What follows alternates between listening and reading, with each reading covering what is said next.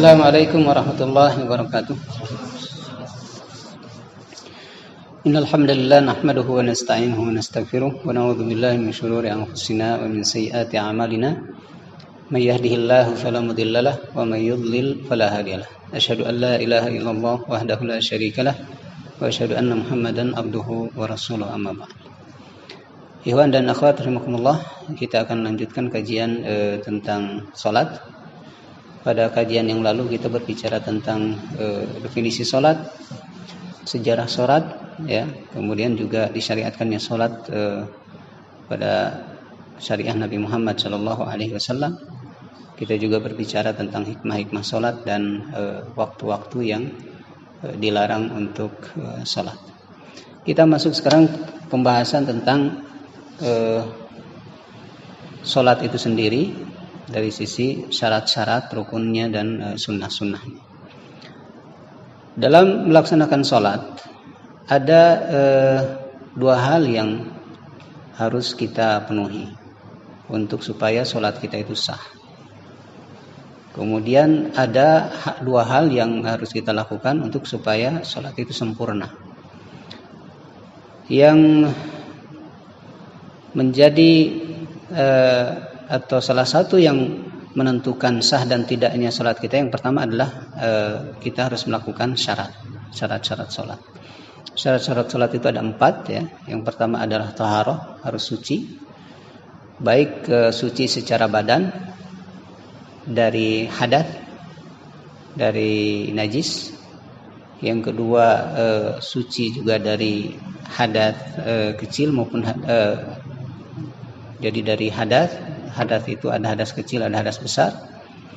Hadas kecil itu dihilangkan dengan wudu atau tayamum kalau tidak ada air, dan hadas besar dengan mandi.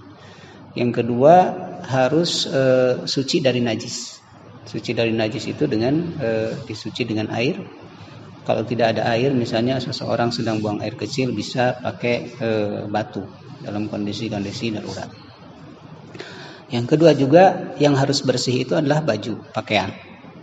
Harus bersih dari najis, ya. Sebagaimana firman Allah Subhanahu wa taala dalam surat Al-Muddatsir, wa thiyabaka fatahhir, dan pakaianmu sucikanlah, di ayat 4. Kemudian tempatnya juga harus bersih dari najis, ya. Sebagaimana digambarkan dalam hadis tentang orang Arab gunung masuk ke masjid, ujug-ujug dia pergi ke sudut masjid buang air kecil.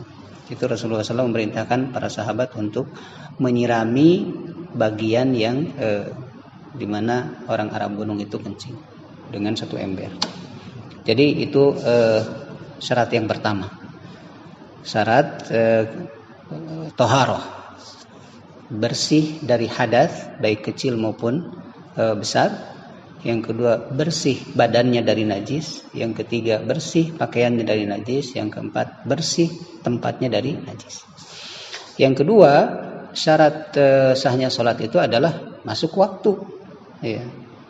Karena sebagaimana digambarkan dalam surat An-Nisa ayat 103, inna sholata kanat alal mu'mina kitabam mawquta. Jadi sholat itu wajib atas orang-orang mukmin dengan waktu yang khusus. Yang ketiga adalah menutup aurat.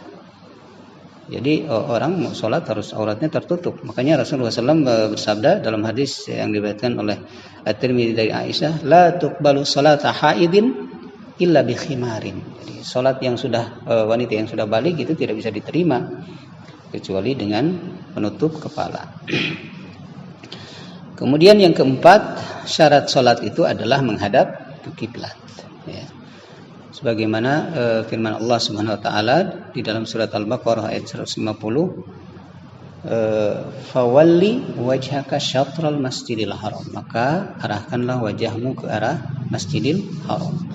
Di dalam hadis yang diriwayatkan oleh Imam Bukhari dan Imam Muslim, Rasulullah SAW bersabda, idza qumta ila sholati fasbigil wudu'a tsumastaqbilil qiblah. Al-hadits. Apabila engkau berdiri untuk sholat, ini disampaikan Rasulullah SAW kepada seorang sahabat yang mau belajar sholat, karena sholatnya salah-salah terus, dialahkan disebutnya itu hadis al-musi'u sholatuhu, hadis orang yang salah sholat. Itu Rasulullah SAW memberikan arahan, apabila kau mau sholat maka berdirilah dengan tegak, kemudian menghadaplah ke kiblat. Ya, tasbigil wudu'a, kemudian dilengkapi atau sempurnakan wudu, kemudian menghadap kiblat, fakabbir, kemudian bertakbirlah. Selanjutnya kita membahas tentang rukun sholat. Apa bedanya syarat dengan rukun? Bedanya syarat dengan rukun, kalau syarat itu di luar sholat, di luar aktivitas sholat, ya. Tapi dia terbawa dari awal sampai akhir, ada dari awal sampai akhir. Jadi bukan bagian dari gerakan-gerakan sholat, bukan bagian dari gerakan-gerakan sholat, tapi dari awal sholat sampai akhir sholat itu harus ada. Menutup aurat harus ada, bersih dari najis harus ada, ya. Menghadap kiblat harus terus, itu syarat. Tapi kalau rukun ada di dalam gerakan-gerakan sholat dan tidak berkelanjutan, kan, tidak memanjang. Berbeda dengan ini. Kalau takbir, ya tidak, sholat tidak semuanya takbir, kan? Ya, maksudnya Al-Fatihah. Kalau takbir itu takbiratul ihram memang rukun, ya. Sholat tidak semuanya takbiratul ihram, sholat tidak semuanya Al-Fatihah, ya. Tapi itu rukun. Kalau tidak ada Al-Fatihahnya, ya nggak sah sholatnya. Kemudian juga misalnya ruku, i'tidal, itu rukun-rukun sholat. Rukun sholat itu ada 13, ya. Pertama adalah niat, ya, niatnya harus jelas. Ini yang menentukan amalan diterima atau tidak adalah niat. Yang kedua, karena Rasulullah SAW bersabda, innamal a'malu binniyat. Sesungguhnya setiap amalan bergantung pada niat. Yang kedua, harus berdiri bagi yang mampu. Itu tadi, idza qumta ila shalah fasbigil wudu'a. Dalam hadis al-musii'u salatuhu, apabila kau berdiri untuk salat memang harus berdiri, gitu. Fasbigil wudu'a, maka sempurnakanlah wudu, tsumma istaqbilil qiblah, kemudian menghadap kiblat, fakabbir, kemudian bertakbir. Yang ketiga, takbiratul ihram.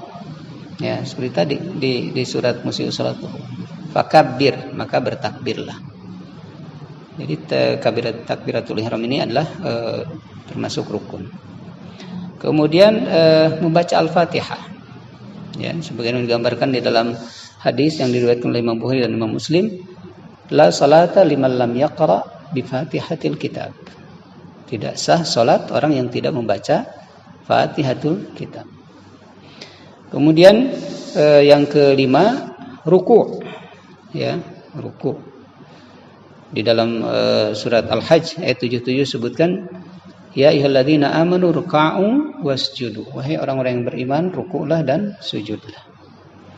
Di dalam hadis Rasulullah SAW bersabda kepada orang yang salah salatnya itu, "Tsummarka' hatta tatma'inna raki'an." Kemudian rukulah engkau sampai rukunya itu betul-betul tumanina.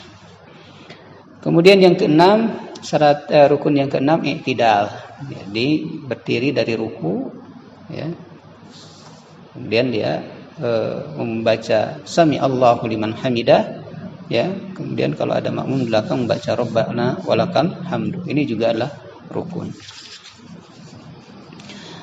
Selanjutnya yang menjadi rukun salat itu adalah setelah i'tidal adalah sujud. Sujud. Seperti disebutkan dalam surat Al-Hajj yang tadi saya baca ayat 77, irka'u ya ayyuhalladzina amanu irka'u wasjudu. Wahai orang yang beriman, rukuklah dan sujudlah. Di dalam hadis Rasulullah SAW berkata kepada orang yang salah salatnya, tsummasjud hatta tatma'inna sajidan. Sujudlah sampai dia tumakninah dalam sujudnya. Sampai engkau tumakninah dalam sujudnya. Mungkin pada kesempatan ini para ikhwan dan akhwatullah, saya tidak membahas masing-masing dari ruku ini secara detail, ya, karena nanti akan pembahasan juga yang lebih detail, ya. Dan ini kita bahas dulu secara garis besar ruku, rukun, kemudian nanti bicara secara garis besar juga tentang sunnah-sunnah salat, tentang hay'ah salat.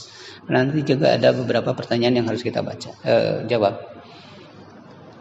Kalau ada yang kurang detail, ada yang kurang jelas, nanti pada kesempatan yang lain bisa ditanyakan. Kemudian memang ada sedikit perbedaan gitu antara sujudnya laki-laki dan perempuan. Ini salah satu hal yang membedakan antara kaifiyat sholat laki-laki dan sholat perempuan. Ya. Disebutkan di dalam hadis, idza sajadtuma, ya, apabila kalian wahai dua perempuan bersujud, fadhumma ba'dal lahmi, jadi hendaknya tutupi dengan sebagian dagingmu gitu, ilal ardi, ke tanah. Jadi harus lebih merapat ke tanah.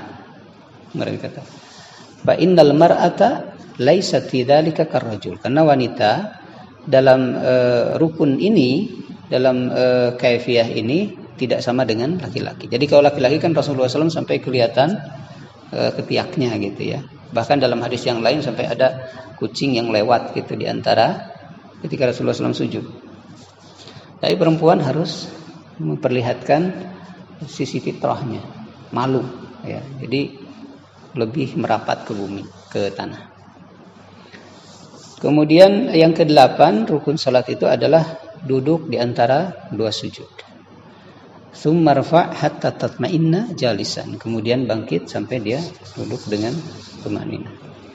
Ke-9 al-julusul akhir, itu duduk untuk tahiyat akhir, untuk tasyahud akhir, dan untuk bersolawat. Jadi ini ada 3 rukun sekaligus. Duduk, ya, tasyahud dan solawat. Ya. Kemudian salam terakhir. Ya. Wa tahliluha taslim, dan selanjutnya terakhir rukun salat itu adalah tartib. Ini jumlah rukun salat. Ada 13 semuanya. Adapun sunnah salat. Jadi rukun-rukun ini apabila kita tinggalkan, itu salat harus diulang. Kita tidak takbiratul ihram, ya harus diulang. Kita tidak bisa baca Al-Fatihah, harus diulang salatnya. Jadi rukun-rukun salat ini apabila tidak kita laksanakan, maka salat harus diulang. Nah, sekarang kita berbicara tentang sunnah salat. Sunnah salat. Ini apabila tidak ditunaikan, kita harus sujud sahwi. Nah, jadi cukup gitu untuk dengan melakukan sujud sahwi. Apa saja? Ada sunnah salat ini tidak terkait dengan sujud sahwi. Ini sunnah salat di luar salat, yaitu adzan, qomat, dan membuat sutroh. Ini sunnah salat. Tapi ini di luar pelaksanaan salat ya. Makanya tidak terkait dengan sujud sahwi. Jadi kalau tidak adzan tidak harus sujud sahwi, ya. Atau misalnya tidak qomat tidak harus sujud sahwi. Atau misalnya kita tidak membuat sutroh, pembatas shaf supaya orang bisa lewat gitu. Itu sunnah. Tapi apabila tidak kita lakukan, tidak harus sujud sahwi. Nah, yang harus sujud sahwi itu adalah sunnah yang bagian dari gerakan sholat. Ya. Di antaranya adalah tasyahud awal. Tasyahud awal itu sunnah hukum. Nah, tapi apabila kita misalnya tidak lupa, tidak melaksanakan tasyahud awal, maka kita harus melaksanakan sujud sahwi. Sujud sahwi kita bisa lakukan kalau ingatnya sebelum salam kita sujud sahwi. Tapi kalau tidak sempat misalnya atau masih lupa juga sebelum salam, kemudian diingatkan sama orang setelah salam, ya langsung sujud sahwi. Bertakbir, kemudian sujud 2 kali, bacaannya sama sebagaimana sujud-sujud yang lain. Nanti bacaan sujud ya. Bacaan-bacaan itu nanti pembahasannya lebih detail itu, ya. Ada beberapa versi kan sujud juga. Ada bacaannya. Subhanakallahumma bihamdika asyhadu an la ilaha illa anta. Ya, ada bacaan sujud itu ada yang subuhun kudus, ada banyak macam sujud. Kemudian ada memang di ini perbedaan ini bagian dari khilafiyah kalau itu. Ya, tentang salawat kepada Nabi dalam tasyahud awal apakah masuk sunnah atau tidak apabila tidak dilaksanakan harus sujud sahwi. Demikian juga misalnya dengan kunut subuh. Itu termasuk khilafiyah. Bagi orang yang menguatkan bahwa ini bagian dari sunnah, maka tidak melakukan itu sujud sahwi. Bagi orang yang tidak melihat bahwa itu bukan dari sunnah, bukan bagian dari sunnah sholat, ya tidak sujud sahwi. Demikian juga dengan salawat kepada Nabi. Karena memang dalam hadisnya itu salawat kepada Nabi itu bicara di akhir di tasyahud akhir. Tasyahud awal itu lebih kepada qiyas. Ya. Selanjutnya kita membahas tentang hayat salat. Hayat salat ini statusnya di bawah sunnah salat. Jadi kalau ketinggalan dia tidak perlu ada sujud sahwi, atau tidak dilakukan tidak perlu sujud sahwi. Di antaranya satu, mengangkat tangan ketika takbiratul ihram dan takbir intiqal. Ya, termasuk juga ketika kita mengucapkan sami Allahu liman hamidah, itu mengangkat tangan. Angkat tangan ini adalah hayat. Artinya kalau kita tidak mengangkat tangan tidak harus sujud sahwi. Tapi jangan dibiasakan untuk meninggalkan sunnah, karena ini bagian dari sunnah, bukan dalam pengertian sunat yang pertama ya. Sunnah itu artinya contoh dari Nabi gitu. Jadi ada beberapa pengertian sunnah. Ini kalau ada sunnatun Nabi itu artinya contoh Nabi gitu. Kalau tadi bicara sunnah sholat itu adalah praktek sholat yang kedudukannya di bawah rukun, di atas hayat. Ada juga sunat, artinya dia bukan wajib. Jadi banyak istilah sunat itu, pada banyak pengertian. Jadi yang pertama yang termasuk hayat itu mengangkat tangan ketika bertakbir dan ketika mengucapkan sami Allahu liman hamidah. Kemudian menyimpan tangan ketika berdiri, tangan kanan di atas tangan kiri. Kemudian yang ketiga, melihat ke tempat sujud, sunnah.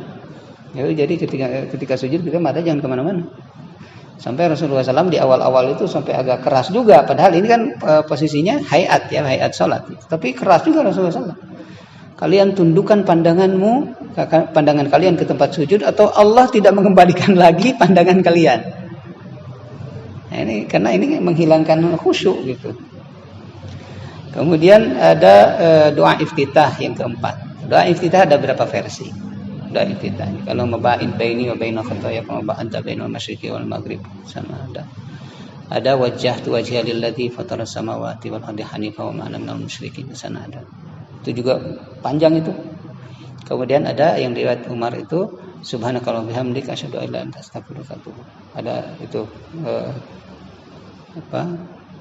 versi yang lain yang dari riwayat Umar. Subhanakallahumma wa bihamdika wa tabarakasmuka wa ta'ala jadduka wa la ilaha ghairuka. Subhanakallahumma wa bihamdika wa tabarakasmuka wa ta'ala jadduka wa la ilaha ghairuka. Itu paling pendek. Kemudian yang kelima, ta'awudz. Jadi sebelum baca Al-Fatihah kita membaca ta'awudz. Yang keenam, kita membaca jahar di salat-salat jahar. Dan sir di salat-salat sir. Duhur, asar, sir ya, kita sir.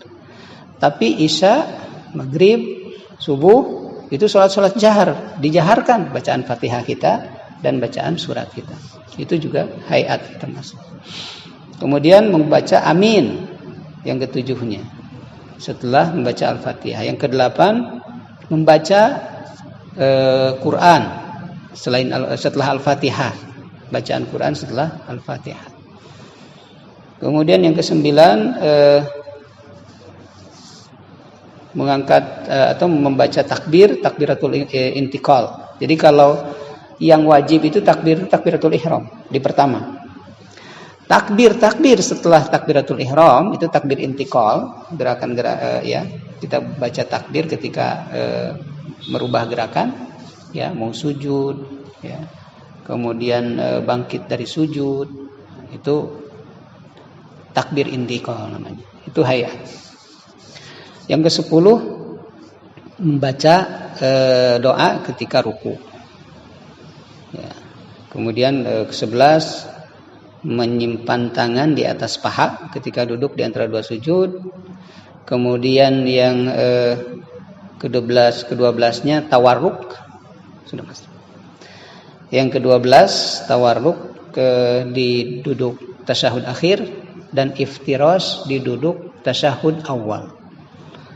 Di tawarruk itu jadi kita duduk posisi kaki kiri di selonjorkan gitu ya. Jadi kita duduk pada bagian dubur kita langsung ke. Tapi kalau duduknya duduk iftirash ya, kita duduk di atas kaki kiri. Kaki kiri kita. Jadi kaki kanan kita tegakkan. Nah, kita duduk di atas kaki kiri. Itu iftirash, tasyahud awal. Kalau tasyahud akhir kita duduk langsung ke tanah, langsung ke bumi ya.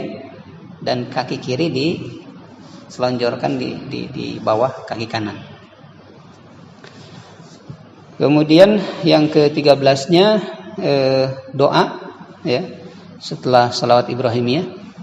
Allahumma inni a'udzubika min adzabi jahannam wa min adzabil qabri wa min fitnatil mahya wal mamati wa min fitnatil masiihid dajjal. Kemudian yang ke-13 salam yang kedua. Di salam yang pertama yang wajib ke sebelah kanan, kemudian ke sebelah kiri itu hayat, termasuk hayat. Dan yang terakhir adalah khusyuk. Khusyuk ini adalah bagian dari sunnah-sunnah hayat, sunnah-sunnah hayat. Ini para ikhwan dan akhwat rahimakumullah, kajian kita memang ini global sekali. Nanti pada kesempatan yang lain kita akan membahas lebih spesifik ya di masing-masing kaifiat ya. Dan kita sekarang akan membahas beberapa pertanyaan. Ya, ini pertanyaan ini yang dari sampaikan sama Mas Zaki. Saya kalau membaca yang kecil harus dibuka kacamatanya. Ya. Ada pertanyaan pertama tadi, Assalamualaikum Ustaz, kalau dalam perjalanan yang terduga, misalkan kita naik kereta lalu keluar dari kereta sudah waktu sholat, misalnya sholat maghrib, apa kita harus sholat maghrib dulu sebelum sholat isya atau bagaimana? Sholat maghrib dulu karena tartib itu wajib, harus. Ya. Ini yang lebih rajih, lebih kuat. Memang ada versi, ada pendapat ya yang sesuai dengan ininya, sesuai dengan yang punya waktunya. Kalau misalnya kita datangnya pas isya gitu ya, maka lakukan kita sholat isya dulu baru maghrib. Tapi yang rajih, yang lebih kuat adalah tartib. Ya, maghrib dulu baru isya. Apa hukumnya tidak melaksanakan sholat Jumat ya berturut-turut dalam wabah corona ini? Ya, ini kan kondisinya darurat ya. Memang ada hadis yang disebutkan bahwa mantaroka salasa Jumat, yang siapa yang meninggalkan 3 kali Jumat, tahawunan itu para ulama menyebutkan karena meremehkan. Dia tinggalkan salat Jumat itu ya tanpa udzur. Maka orang itu dicap dengan cap munafik. Kita ini kondisinya sedang dalam kondisi darurat. Dalam kondisi darurat, ketika daerah itu adalah daerah yang masuk misalnya zonanya zona merah dan kita tidak bisa memastikan siapa sebetulnya carrier dari virus corona ini. Apakah kita yang bawa gitu, tapi kita tanpa gejala dan qadarullah misalnya imun kita lebih kuat gitu. Ketika berinteraksi dengan orang malah kita yang menularkan, kita dong menzalimi orang. Atau orang lain yang jadi carrier dari virus itu. Nah, kita yang kena. Sehingga kita yang mencelakakan diri kita gitu. Tahu itu berpotensi membuat kita celaka, tapi kita masuk juga. Jadi ini darurat. Kondisinya kondisi darurat. Kondisi darurat itu tidak bisa disamakan dengan kondisi normal. Dan dalam hadis juga banyak petunjuk-petunjuk dari Rasulullah SAW bagaimana cara kita mensikapi kondisi wabah ya. Sampai Rasulullah SAW apabila menyebutkan apabila seseorang bertahan di rumahnya ya dengan sabar dan mengharap ridha Allah Subhanahu wa taala, dan dia meyakini bahwa tidak akan ada terjadi sesuatu kepada dirinya kecuali apa yang sudah Allah tentukan, maka kalaupun dia matinya tidak mati syahid, tidak mati, tetap dia mendapatkan pahala syahid. Apalagi apabila kemudian dia wafat. Wafat dalam keadaan termasuk kategori syahid. Ya. Jadi tidak masalah gitu. Karena itu ada rukhsahnya. Kemudian apabila kita selesai melakukan sholat, kemudian kita tahu bahwa di kaki kita ini ada najisnya. Ya kalau kita tidak tahu nggak masalah, tidak diulang sholat. Rasulullah SAW pernah sholat, kemudian dia di tengah sholat itu kemudian dia lempar sandalnya. Para sahabat juga lempar sandal. Ketika selesai sholat, kemudian pada saat bertanya kepada Rasulullah SAW, ya Rasulullah kenapa kau lempar sholatmu? Apakah turun gitu wahyu bahwa tidak boleh sholat pakai sandal? Jadi karena dulu kan Masjid Nabawi itu tidak seperti masjid-masjid sekarang pakai granit, pakai marmer. Dulu alasnya langsung tanah, langsung pasir. Jadi orang pakai sholat pakai sandal, orang pakai sepatu. Kata Rasulullah SAW ketika aku sholat, ya Jibril memberitahu kepadaku bahwa di sandalku ada najis, maka aku lepaskan sandal itu. Dan Rasulullah SAW tidak mengulang sholat. Ya, Rasulullah SAW tidak mengulang sholatnya, melanjutkan sholatnya. Kemudian sunnah-sunnah ba'da sholat. Ya, sunnah-sunnah ba'da sholat ada beberapa sunnah ba'da sholat. Di antaranya adalah ya istighfar dan zikir. Kita membaca tahlil yang kalau waktunya memungkinkan sampai 10 kali, la ilaha illallah syarikalah lahul mulku wa lahul hamdu yuhyi wa yumiitu wa ala kulli syai'in qadir. Atau subhanallah 33 kali, alhamdulillah 33 kali, Allahu akbar 33 kali, kemudian la ilaha illallah syarikalah lahul mulku wa lahul hamdu wa ala kulli syai'in qadir. Jadi lengkap jadi 100. Itu zikir ya. Kemudian selain itu kita bisa sholat itu melakukan sholat sunat ya, dan pindah tempat. Itu juga disunah. Pindah tempat disunahkan. Atau kita melakukan sholat sunat di rumah. Karena itu para ikhwan dan akhwat fillah itu akan jadi saksi bagi kita. Ya. Kalau yang mengikuti kajian tafsir saya itu ada bicara bahwa setiap amal kita itu akan tercatat dalam sedikitnya dalam 4 media. Ada 4 media yang akan mencatat amal kita. Kalau yang mau tahu lihat aja di ini channelnya. Saya tidak tahu sudah masukin ke YouTube atau belum kajian. Waktu-waktu yang dilarang sholat itu sudah ya tadi. Waktu-waktu yang dilarang sholat ketika matahari di titik kulminasi, kemudian ba'da subuh dan ba'da asar sampai maghrib. Ba'da subuh sampai matahari terbit 1 penggalan. Kemudian apakah sholat jamaah qashar berbeda dengan jamaah takdim dan takhir? Ya, kalau qashar itu sholat yang 4 rakaat jadi 2. Kalau jamaah itu menggabungkan sholat, ya zuhur dengan asar, maghrib dengan isya.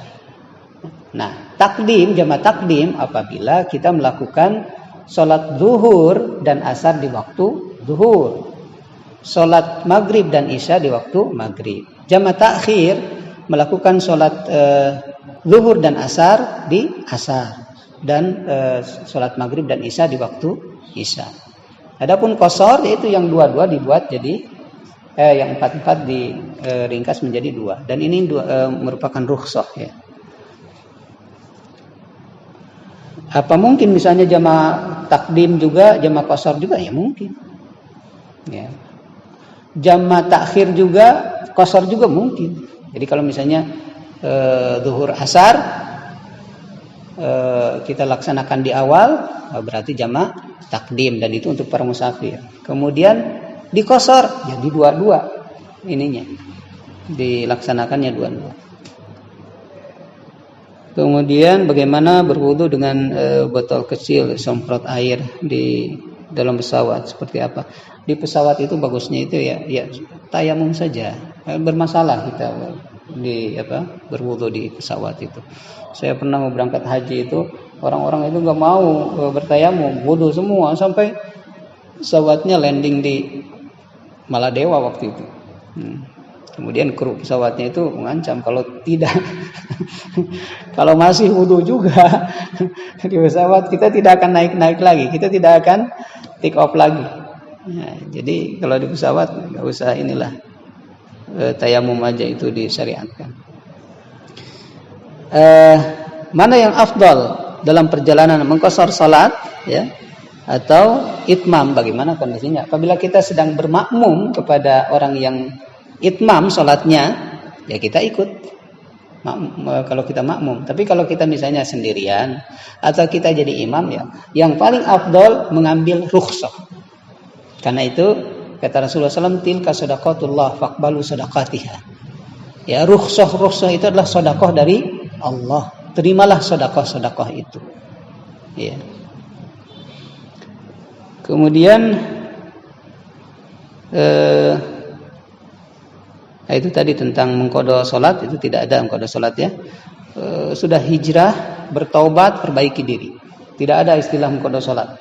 Harus ngitungnya, susah juga ngitungnya.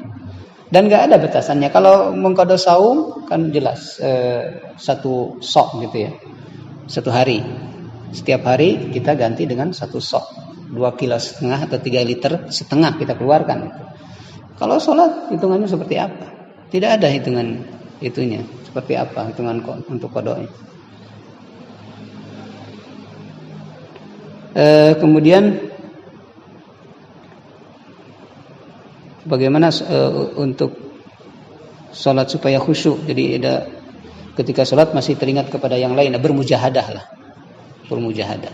Karena yang disebut alladzina hum an salatihim sahun, yang neraka wel itu ancamannya itu bagi orang yang sahun terhadap salatnya, yang lalai terhadap salatnya, ketika orang itu melaksanakan salat di luar waktu, mengakhir-akhirkan waktu. Tapi apabila orang salat, dalam salatnya itu dia bermujahadah ya, untuk fokus ya beribadah dengan khusyuk, dan kadang-kadang kemudian ada lintasan-lintasan itu, ya itu biasa. Kita bermujahadah kepada Allah. Kemudian ada dua lagi nih, ada imam ya, ada kesalahan, kemudian sujud sahwi dan dia menambah kekurangannya, tapi makmum tidak mengikuti, yang tidak masalah. Jadi ini kenapa makmum tidak mengikuti, padahal innama ju'ilal imamu liyu'tamma bihi. Sesungguhnya imam itu ditetapkan untuk diikuti. Ya, fa idza kabbara fakabbir. Apabila dia takbir maka bertakbirlah. Wa idza qara'a fa ansitu. Apabila imam membaca maka dengarkanlah. Jadi yang jadi masalah bukan imamnya, makmumnya nih kalau dia mereka tidak mengikuti. Ya, apa yang dilakukan oleh makmum, imam lakukan. Kalau ada kesalahan ingatkan. Ya, ada kesalahan ingatkan. Apakah kesalahannya bacaan, ingatkan bacaannya. Kalau kesalahannya gerakan, ucapkan subhanallah untuk laki-laki. Untuk perempuan bertepuk tangan. Ya. Kemudian terakhir disebutkan Ustaz bahwa salat itu melarang fahsya dan mungkar. Bagaimana salat? Salat secara fikih apabila syaratnya, rukunnya, hayatnya itu dipenuhi, selesai. Kenapa enggak ada efeknya terhadap perilaku? Ya, karena salat itu bukan hanya sekedar gerakan. Secara fikih sah, sudah selesai, ya. Tapi fungsi dari salat itu sendiri itu tidak dapat dia. Ya. Makanya di dalam hadis itu dan juga para ulama mengatakan bahwa ada seorang tabi'in Abu Aliyah mengatakan inna salata fiha thalathu khisal. Salat itu ada 3 aspek. Ya, setiap sholat itu ada 3 aspek. Ada ikhlas, ada khasyah, ada zikrullah. Ada keikhlasannya, takut kepada Allah, ada zikir kepada Allah. Salah satu tidak ada, maka tidak akan ada khusyuk. Ya. Jadi ada orang sholat, maksiat jalan. Ya, secara fikih sah sholatnya. Cuma apakahnya diterima atau tidaknya sholatnya?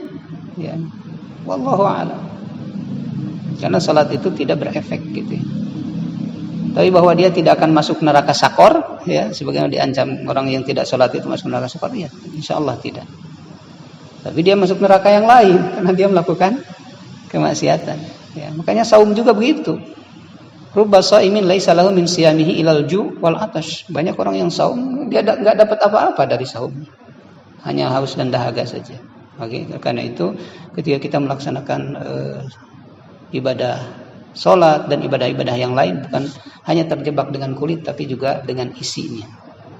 Ruhnya harus dibawa.